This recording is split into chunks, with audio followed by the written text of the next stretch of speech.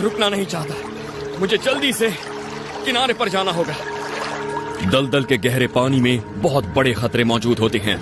Pilot ने बताया था कि इस दलदल में कई एलिगेटर्स हैं, 20 लाख से ज्यादा, और जो सबसे बड़े आकार का एलिगेटर मिला था वो 19 फुट लंबा था, और इसीलिए मैं इस नदी से जितना जल्दी हो सके बाहर निकल रहा हूं। 2006 में कुछ ही दिनों के अंदर फ्लोरिडा में एलिगेटर्स ने 3 लोगों को मार दिया था। यहां मुझे चौकन्ना रहना होगा।